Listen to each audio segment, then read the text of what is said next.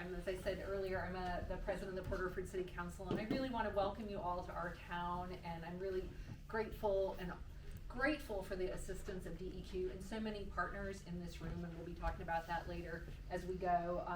But we are honored to be able to share with you some of our watershed and drinking water quality journey today. And as the animation says, it is a journey to ensure that you have water. It's not a quick and clean, pure water. It's not a quick and easy thing, but it's also an incredible story about how partners are key to success, and especially in a little town like ours, a really small town that doesn't have a lot of staff. So anyway, let's see. So of course, in our community, our water system is absolutely crucial to provide drinking water for all the uses that people in our town want, for gardening, for our businesses, for our school and school garden, and for fire protection. And our community's actually been up against it in providing some of these services when at times of drought or in times of great storms, which we'll talk about. And just for some context setting, to go to the watershed, here's a map of our drinking watershed. The little part that looks like a leaf on the right side is the North Fork Covered Creek watershed, where it's the sole source of drinking water for Port Orford. We also have this big other watershed, the Garrison Lake watershed, that we did have to use one time in our history back in the 90s when there was a landslide that silted up our watershed and made it unusable for drinking, and so we had to shift water. Anyway, so that's just something to be aware of. As I said, North Fork Covered Creek is our primary drinking water source, and you can see from this mapping, the red areas are the areas that are prone to erosion and if there's disturbance or if there's storms, so it's an ongoing matter. This is a map that shows the location of the watershed in relation to the city limits, which are in yellow, and the urban growth boundary, UGB, is in purple. But what you'll see is most of our city drinking water was not under the jurisdiction of our city laws. And you'll see on the far right, there's a zoning map. You'll see some of it is forestry grazing zoning, and other parts of it are rural residential zoning. So the more people who build houses, that's part of what we have to deal with, as well as forest practices. So that's part of the story. And of course, this isn't just a drinking watershed. There's also fish that use this river as habitat. We've got coho that come up to our dam. They can't go further because we have a fish ladder that doesn't quite work, but we do have steelhead and cutthroat that come through and are able to access habitat above that. And we also have lamprey and other creatures that use our watershed for home.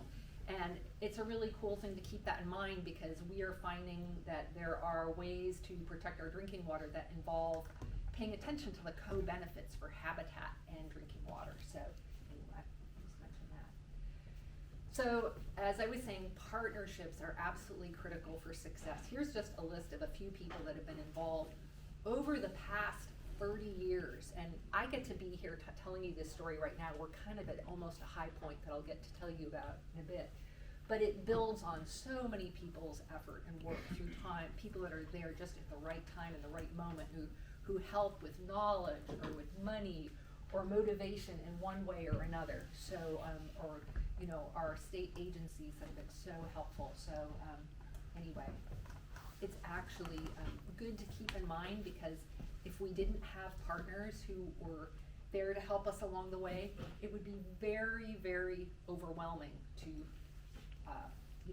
do what needs to get done. So just a quick overview about our threats. I've already mentioned that we have these steep slopes that can be disturbed either with landslides or we're finding when we have these increasingly intense stormwater events, we have a lot of erosion and sedimentation. Mentioned that we have urban or residential uses growing. We recently had this kind of interesting issue where the county changed the zoning to deal with housing. They made that residential area, they made it possible to have more dense housing out there. So that's, for us, that was a concern, because that's more septic and water in our drinking watershed. So that was an interesting situation. We've also got legacy road system and old culverts that come from a past history of timber production. So that's something that we deal with.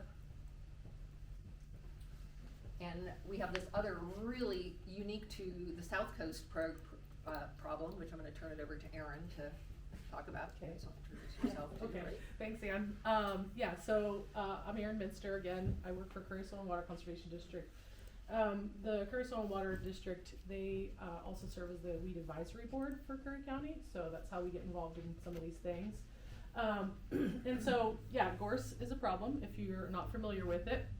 I'll tell you a little bit about it. It's an invasive weed. It's originally from Scotland. It was brought here with the abandoned town founder. He missed it dearly and asked for some seeds. It's all documented, so we know who it was.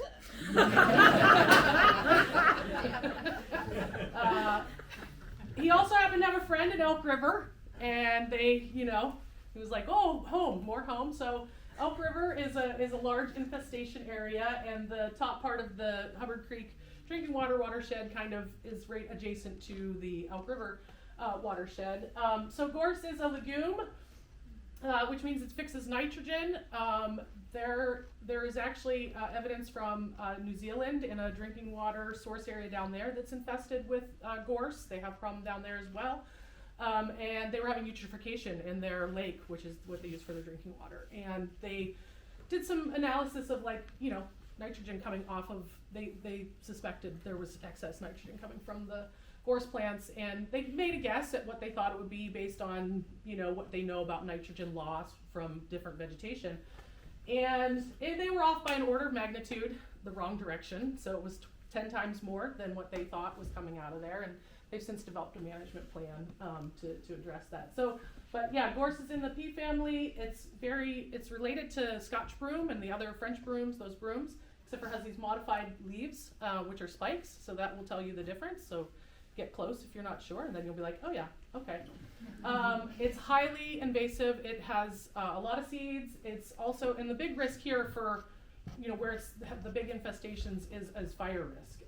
It is incredibly flammable. It's full of volatile oils that just once it's on fire, just, it's like a candle and shoots flames. Flame lengths are twice as long as what a normal flame length would be. So, in fire, it's like, your vegetation's this tall, your flame length is generally gonna be twice that height.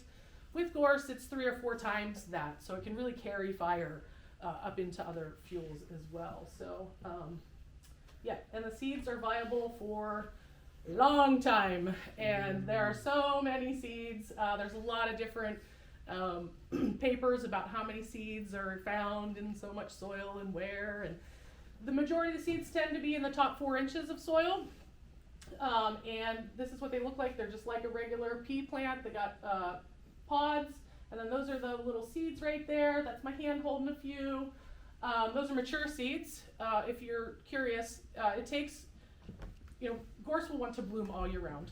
It takes till July, August for those seeds to actually become viable. So we do have a good window there for when plants first start blooming, to get in there and not let that seed set happen, because you end up with, 2,000 seeds in, a small little space. And so, and like I said, those seeds last forever. Just real fun fact, the little yellow bit on the seed is called an elaiosome. It's a fat body, and it's a evolutionary thing to entice the ants. So it's ant candy, and the ants come and get it, and then they take the seeds away. So it's not just us that spreads it around. The ants, yes, which is why when you find the one, you gotta go look, because then you're like, how'd you get over there? We've also mowed gorse, and I've seen just ant hills, just ants, so they very much like it. And the problem with the seeds is the seed banking. It's a long time. So you get this one, and it hangs out, and then they're all like, oh, and then you get that, which is basically South Abandon and runs for about 7 miles within the Abandoned State Natural Area. So that's gorse. It's a problem acutely because you know, in large infestations, you can get a fire in there and it goes fast. It goes way faster than if it's native vegetation, and it burns fast too. So you end up with this just really fast moving fire, burns all the duff material. You have exposed soils, and in a source area like Hubbard Creek, that's a real issue because the soils are already highly erosive. They're very sandy. So get it first before you get all the friends showing up. And so just a little history on the, you know, through aerial photo imagery of actions that have happened in the drinking water source area. So in 1994, so this was it's referred to the Busman property, and this was a cut in you know, right around 1994, and that's where a landslide cut off the Hubbard Creek drinking water source for over a year. And then in 2000, this piece up at the top, ta-da, is a 140 acre piece that is called the Sorensen parcel. It was logged, there was some thinning, but it was basically finished log in 1999. So that's that piece up there. That's the very top of the drinking water source area. And that one particularly, once it was logged, the gorse came in fairly thick. Because what I was saying about Elk River, just to the north of the circle there is a lot of gorse.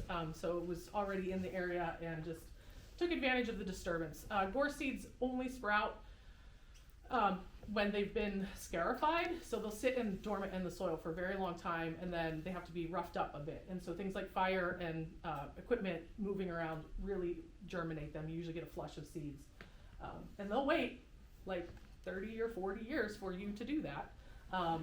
You know, the literature on it says at least 30, some things say 70. I mean, it's your lifetime, right, as an adult. So it's a long-term thing to deal with. So then we get to 2011, mostly forested at this point. There was reforestation in those areas. I think some of it might have been pre-current, you know, rules about replanting. And then in 2013, and this gets kind of to the story of where partnerships come in, there's been many different moments of folks coming in to assist the city of Port Orford and the Port Orford Watershed Council to kind of address some things that came up during these different, you know, periods of activity. So in 2013, the Curry SWCD and CFPA, the Coos Forest Protective Association, were responding to concerns that were put into the Community Wildfire Protection Plan about the gorse up here. Because really the top part of that was, there was huge patches up there, and they created this fuel break that you can see on the photo there that goes kind of around the top to try to protect any fires, you know, from, you know, giving the firefighters some space to maybe stop it from just washing through the source water area. And then we've got 2019, we're back to mostly forest. And then in 2023, there was a large clear cut just on the very, you know, edges of it there in 2021. And around that same time, this piece here, the 360 acre Wilson parcel, was purchased. I just at this time, I would like to introduce Linda again.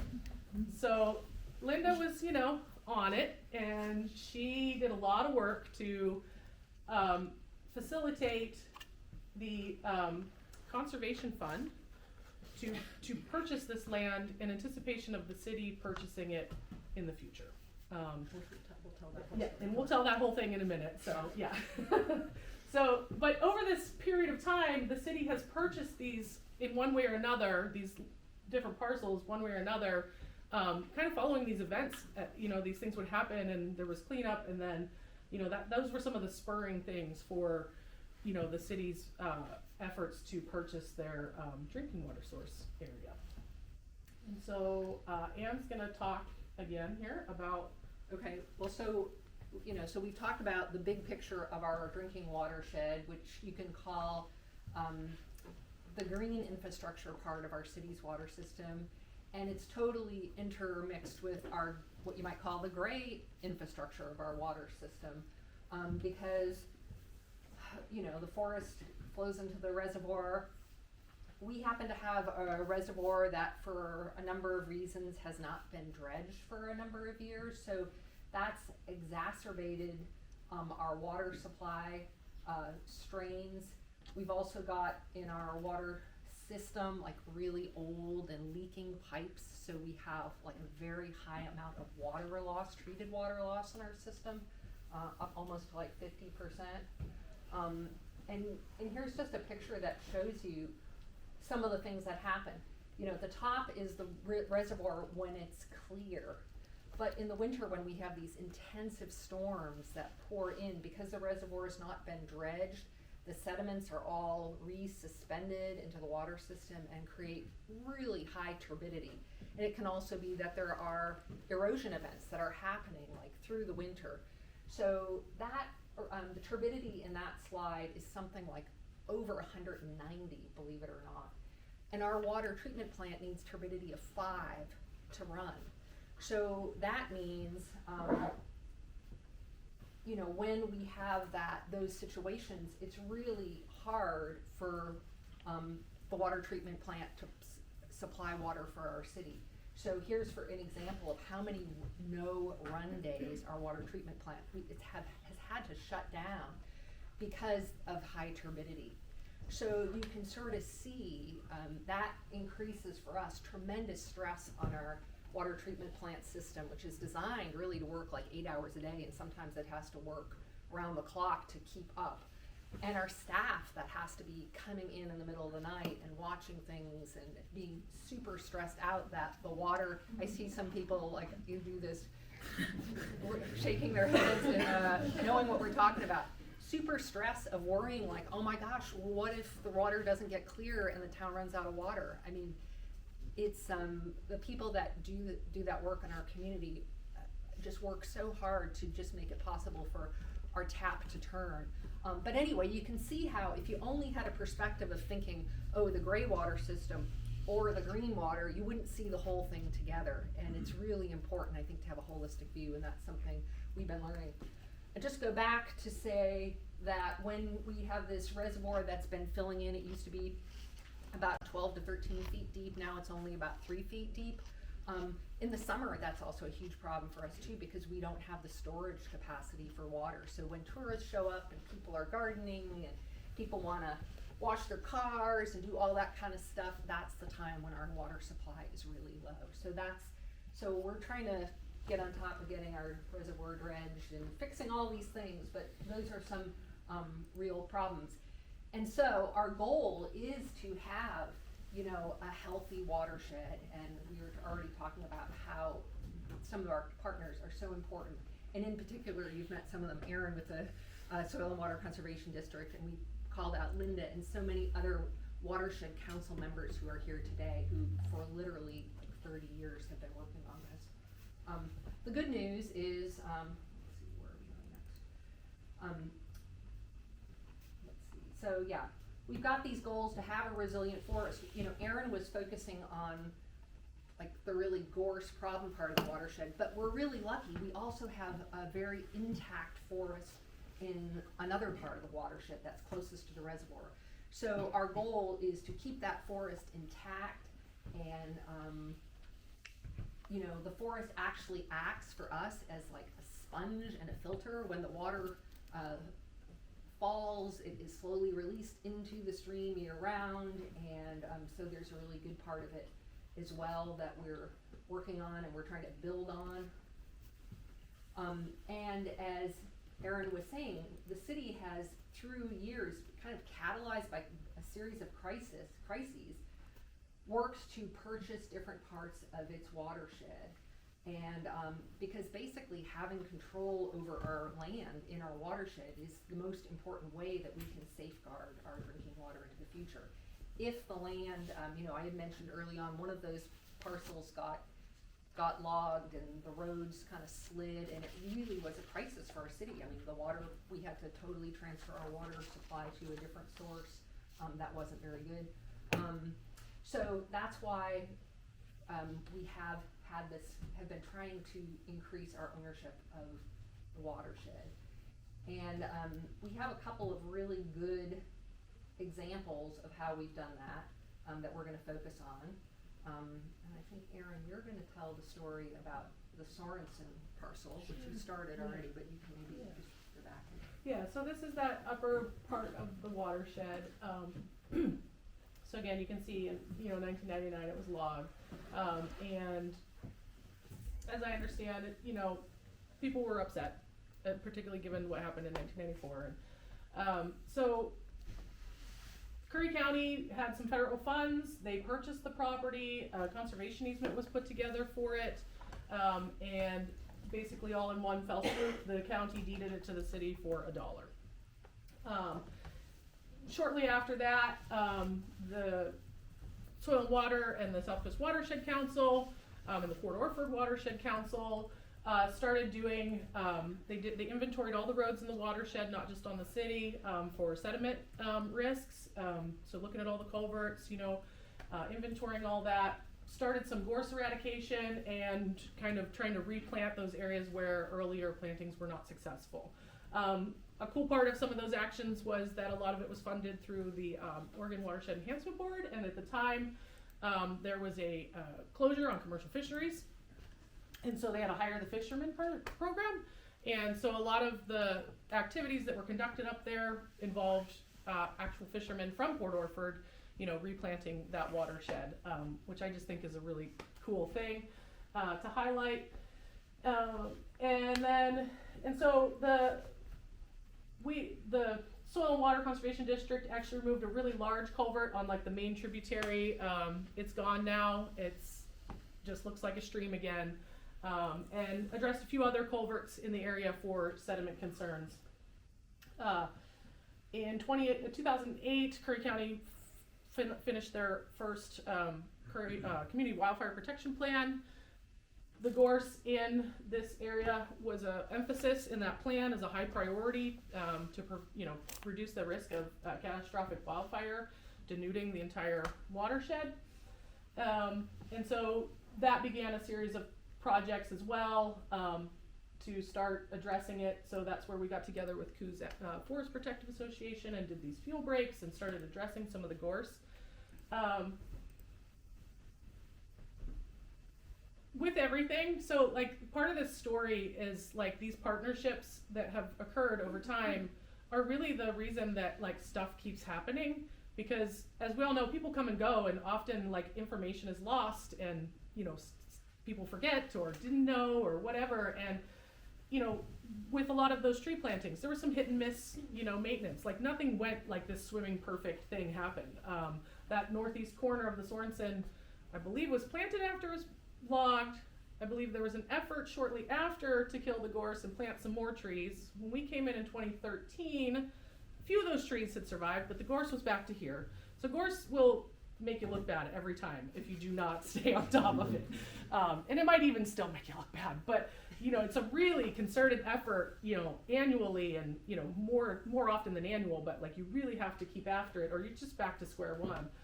But these little incursions over time have just kept that idea going, to where we're, back in it again, moving forward with some of those things. In 2019, we worked with the Port Orford Watershed Council to do a source water protection grant where we reinvigorated some of that, that forest management.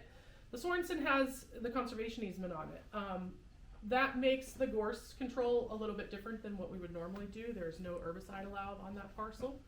I'm not gonna lie, when we got into that grant, the knowledge of the conservation easement had been lost. So the city is both landowner and conservation easement holder, which is not a traditional, usually there's a third party watching out for your conservation easement. So we had some really fun moments sitting in the city manager's office after we got the grant about, does anybody have it?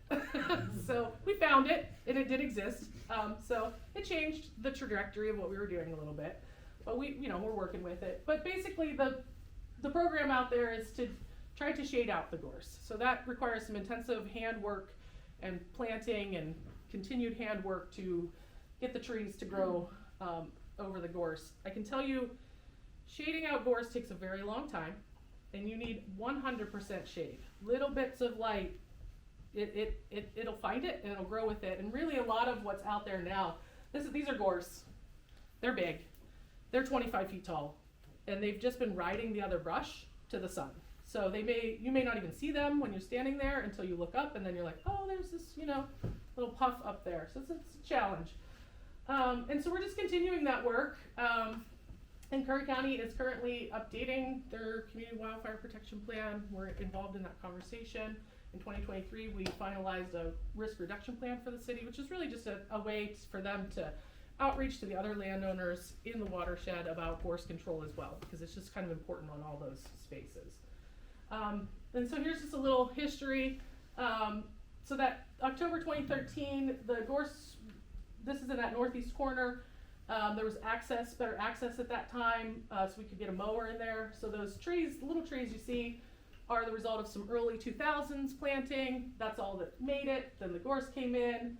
And then we went in 2021, and it looked like that bottom photo where you just couldn't see any of the trees. And then we hand cleared all around the trees, and so there's a little spruce in there. We chose spruce specifically in there because the access is difficult.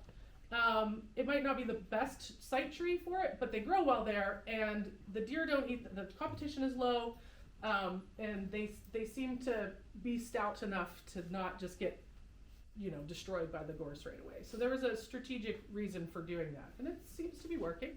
So we'll find out more in the future. And here comes more exciting parts. Yeah, so I'm going to talk about our more recent exciting story, which we've kind of let on a little bit, is that the city is about to buy a 360 acre parcel right there, the Wilson parcel in our watershed. That's hugely important for our drinking water. And the story of this, I want to tell in a little bit of greater detail at a granular level, because I think it's so revealing about how these things actually get done.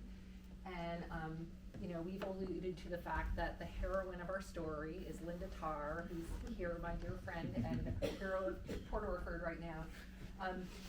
One of the things that was going on in our community is some other advocacy groups in the community had done education about ODF's Ferns notification program, which is electronic reporting program where you can see, well, where is there going to be aerial spraying? And Linda lives near the watershed, and she was interested or concerned about aerial spraying of herbicide. She was paying attention to it. Through that, she found out that area was going to get logged, and she ended up reaching out and talking to Lone Rock as the Watershed Council member and saying, hey, you're going to be in our watershed. We want to make sure you're aware of it. I'm just paraphrasing Linda. I can embellish you, but I think I'm telling it truly.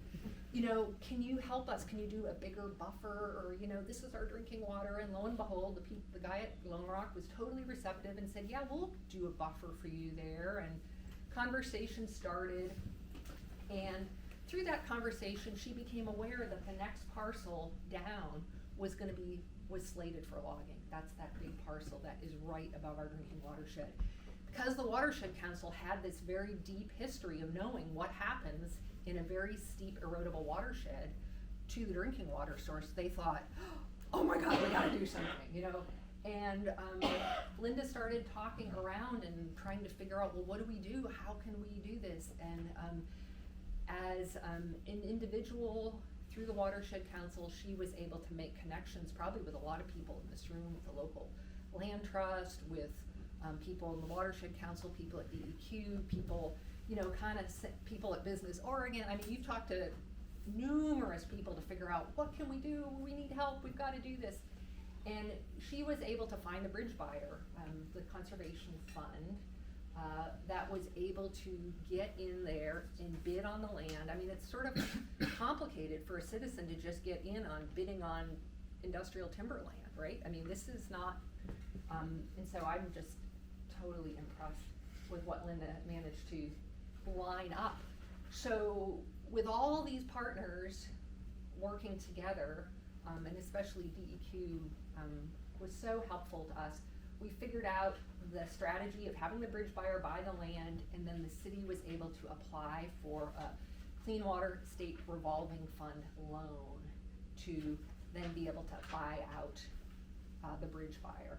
The whole process has taken like 4+ years or something, and I was so hoping we'd be able to tell you today, we just bought it, but we're still on the verge of buying it, which we've been for quite a while, that, owing to just some, paperwork kinds of things. But anyway, we are so excited and proud of this story because it's gonna mean, so much for the future. These land purchase things are a huge amount of work, and, for a small town like ours, it's actually one of the reasons I got involved as an elected official, is seeing that the town doesn't have capacity to do these things. I mean, if you're always plugging your holes and working on supplying, who's gonna be paying attention to this other stuff? It really takes a village of partners. And, let's see, I'm forgetting. Oh, here we are. I should have been showing you this stuff, but you can sort of see there what we did. One of the other things that's sort of a sad part of this story is that after Lone Rock granted that little buffer strip that the Watershed Council negotiated, it was just a 30-foot buffer.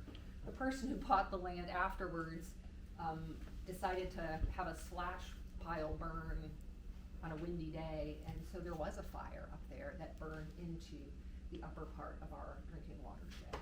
So, including that buffer strip, but hopefully that will be replanted. And about a month earlier, right to the left of where the fire was, we had cleared all that gorse around those spruce trees, so. Yeah. It felt a little bit better. Yeah. There's still more gorse out there, but it definitely was like, okay, well, you just have to keep going, hoping that these things line up, and eventually they do. I mean, it's, And I think it's also helping us all to have like a more proactive, I Yeah. feel like we're in this mode at the moment of like solving problems and saying, okay, we've got some problems here, let's try to solve them. And Yeah. you of course have been such a huge part of that, Erin, which is great. So anyway, what else are we gonna say here about this? What? Force management. Oh yeah, so part of the work to buy the land was that, I don't know if DEQ required us to do this, but we had to do a forest management plan. Yeah. So we got to hire, we got a grant to hire a forest management consultant to go walk the land, come up with a whole plan for how we need to be taking care of that land into the future. And as we alluded to before, some of the land has, gorse infestation, so on that land, we gotta do some things, and then in areas where we've got kind of dense, moist forest, we gotta do something else, you gotta preserve that. And in areas where there's private land we'll get to, we've gotta do other things. So anyway, and all of this part of our Clean Water SRF loan, which turns out, by the way, it's a loan that's half forgivable for our community, so the piece of land ended up costing us like $800,000. We're gonna get half of plus or minus, we're gonna get half of that forgiven, and then be paying it back for the next 30 years. But we also added a little bit of stewardship money in there to help us with that fire problem, because that area that burned is now gonna be really prone to gorse infestation. And we need Erin and Watershed volunteers and people to go in there and like, I don't do make it sure it myself. doesn't happen. Actually, I would like to give props to the people that do it, because it's terrible work. I'm not lying. It's Satisfying. but it's very satisfying, and the people that do it for us feel really good. They like the opportunity to get in there and do something about it. And I do just want to give thanks to the various Watershed, Port Orford Watershed Council folks in the room, particularly this beautiful lady in the very back corner who snuck in here, Phyllis. I mean, she hikes out there and deals. So she's one of those people, and she's been doing it for a long time, so thank you. 30 years at least. Anything like Linda, Linda's been kind of a, John Luthi has put in a lot of. And John Luthi, yes, so there's a few people in this room that, really have done a lot. I'd like to go back to that part about the dredging too. We have a dredge, and that was one of the biggest problems out there from, Reservoir, because it was leaking oil. Right, yeah. And so, we might want to address that too. I mean, you have overcome so much to get something to drink in this town. That's true. Well, I wanna just keep on going here, which is, we had, we've alluded to that we've got this part of our watershed, which is residential neighborhoods. And so to deal with that, as part of our forest management grant, we also put together a brochure based on, what we learned in the watershed management grant, and did a mailing to 100 residences out there, on best practices, and we hosted a community outreach event, and so that's, trying to educate landowners out there how to be good stewards for our city, even though they don't live in the city. Another thing I'm really excited about is the forest management plan identified some of those high-risk legacy road situations, landslides. One culvert that's failing in particular and has tremendous potential to pour a bunch more sediment to our reservoir. We got, by again working with partners, some of our partners got a grant from Van and Dunes Charitable Foundation to help us find some grants to help solve some of these problems, and so they helped us to seek a couple of planning grants to do the planning to remove those culverts, and also to consider putting in a sediment abatement structure that can also be a fish habitat structure. So, I feel like we're trying to solve these problems now, which is really exciting. And anyway, we applied back to DEQ again and to ODF or ODFW for grants on that. And you can see actually the sediment is just filling in over there. We really gotta deal with that. So in conclusion, I guess we'll wrap it up by saying, the struggle to do this is real, and maybe some of your cities that have larger capacity could actually handle this in a more, in a better way than we can. But when you're a very small city or a small water district or something like that, you don't have staff or capacity to do this. And sometimes some of the grants and the paperwork and everything are, there's a lot of I's to dot and T's to cross, and that's a huge struggle for a little town because there isn't staff to do all of that again and again. And as you were mentioning, when we have staff turnover, we forgot about this easement, or it got lost, or somebody who's promised to do one thing and then 3 years later they're not there, the new administrator doesn't know what's going on, or what happened to those weed whackers, or there's so many potential opportunities for things to go wrong. But that's where your partners, like, if they're there, there's someone else who knows, right? And so it doesn't just go out the door with the one, manager from the city or the water provider, and that's kind of, like where the SWCD, we have history in there. So when somebody comes and says, oh, there's gorse and we would like to kill it, I'm like, well, we've been working on it, and I'm glad you're excited to do some more. And, so your partners can hold you accountable that way too, of like, hey, don't forget, we were doing some things. And like when we were talking about, I was saying how hard it is to do some of these things, we had partners all along the way. At one point, CCD really helped us, jumped in and helped us with, like, how are we gonna, like, pay the contractors? Are we making sure we're doing this in a right way? Because even, like, the real basic nuts and bolts of, like, how do you pay people, how do you do this, is sometimes hard for a small community. They helped us.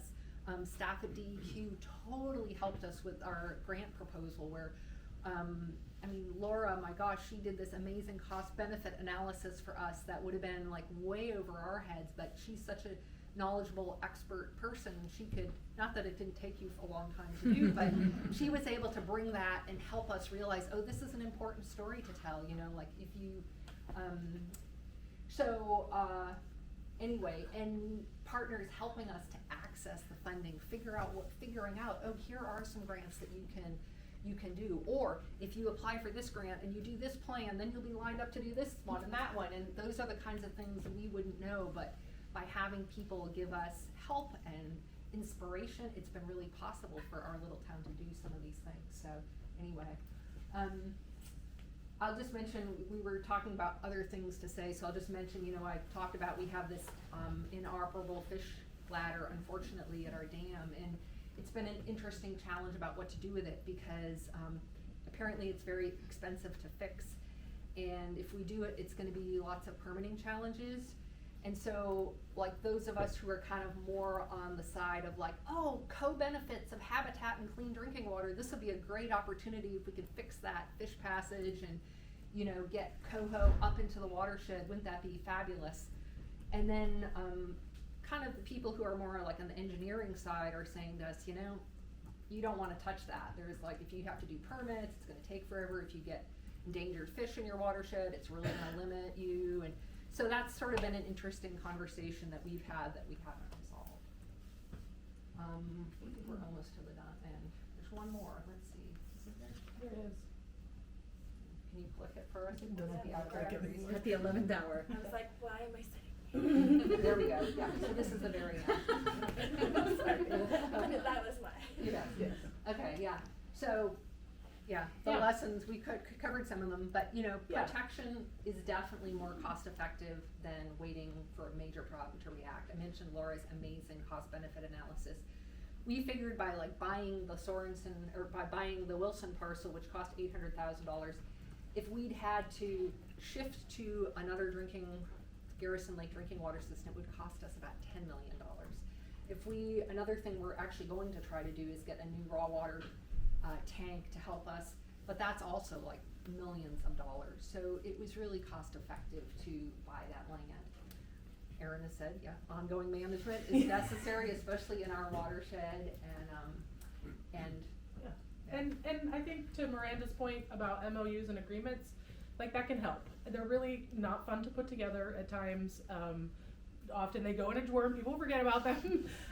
But, you know, even if they're like a digital file hanging out somewhere, it's also like, oh, there's a thing here, you know? And so we finally, you know, did an agreement, an IGA this winter with the city of Port Orford and the district to, you know, just kind of codify what we've been doing and to set out expectations moving forward of, you know, work plans and those types of things so that we can continue to streamline that process and just make it easier for everybody to keep the momentum moving forward. and continue to build trust so that as new Yeah. elected officials come in or staff comes in, everybody knows, oh yeah, this is a thing, we Yeah, work because I've together. been through a couple, 2 Port Orford Watershed Council chairs and a city administrator or 2, and you know, so it gets tedious at times, you know, but that's why partnerships are nice. Sometimes you need somebody to hold your hand, right? And the last thing is we put on the slide this like 30-year trajectory, you know, of like these crises that catalyze some key events along the way, and just to help people realize that, you know, at various times along the way it can feel super overwhelming, and if you have the big picture perspective though and realize it's kind of like